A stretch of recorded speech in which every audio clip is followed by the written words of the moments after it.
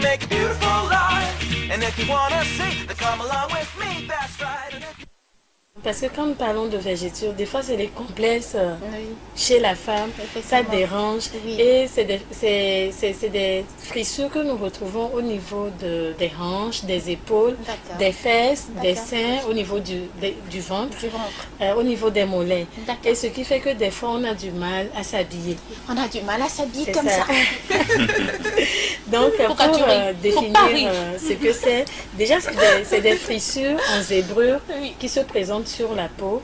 Et ces zébrures-là, au fait, c'est des petits traits que vous pouvez retrouver en fine ou carrément en gros. C'est des traits soit fins ou des traits un peu plus gros. Et des fois, vous allez remarquer chez certaines personnes, c'est très visible. Chez d'autres personnes, quand ça apparaît, ça fait moins visible au fait. Et au fait, c'est dû à... Je vais vous donner rapidement les causes. Souvent, c'est causé par des modifications hormonales. Pourquoi des modifications hormonales? Des fois, il y en a qui prennent des kilos. Donc, ça peut provoquer, c'est ça, ça peut provoquer de la peau et tout ça. Des vergetures. Chez d'autres personnes, c'est dû à la grossesse. Quand nous portons les grossesses, oui, bienvenue les vergetures. C'est pour ça, je vais vous montrer rapidement une astuce après pour y remédier ou pour prévenir. Moi, par exemple, je n'en ai pas sur le ventre. Je ne peux pas vous montrer. Heureusement. Désolée. Tu vas voir ça. Si j'en avais, j'allais vous montrer. Mais moi aussi, j'en ai pas. Donc, c'est pour dire qu'on peut porter une grossesse et prévenir les vergetures. Si je dis je n'en ai pas sur le ventre, j'en ai au niveau des fesses. Oui, parce qu'il y en a qui vous diront que c'est quand on est trop grosse. Les vergetures ne connaissent pas la forme. D'accord. On peut avoir les vergetures naturellement. Tout en étant fine. Effectivement. Donc, il faut avoir le temps de prévenir, surtout quand vous rentrez déjà en premier trimestre de grossesse. Il faut commencer par prévenir.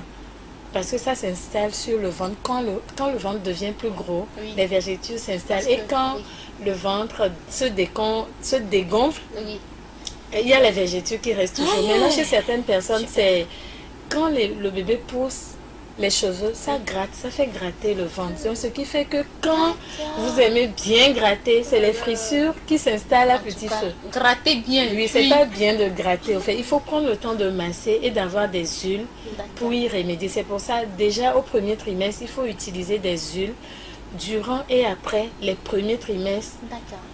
Déjà en premier trimestre, vous utilisez les huiles jusqu'à l'accouchement.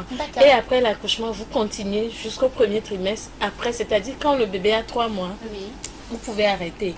Là, vous n'aurez aucune trace de vergeture. Donc, c'est des fois dû à une perte ou un gain subi de poids. C'est-à-dire vous gagnez trop de poids ou vous perdez trop de poids. Vous pouvez avoir les vergetures puisqu'il n'y a pas cet équilibre au niveau de votre poids. C'est pour ça qu'il est conseillé de garder un poids équilibré pour éviter. Le gros problème que beaucoup ont, c'est l'usage des produits inadaptés. Oui.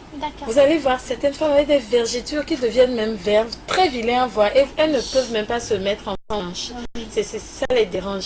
C'est la plupart des produits qui contiennent des corticoïdes qui donnent des vergetures chez certaines personnes. Les corticoïdes, c'est quoi déjà? Oui, en fait, c'est un produit chimique qui permet de dépigmenter la peau. Ah, d'accord. Donc, ça se trouve souvent dans les produits dépigmentants parce que, bon, on veut s'éclaircir, on veut devenir clair. On veut devenir blanc. C'est ça. Et à force d'utiliser des produits inadaptés, finalement, vous vous retrouvez avec des vergetures. Super.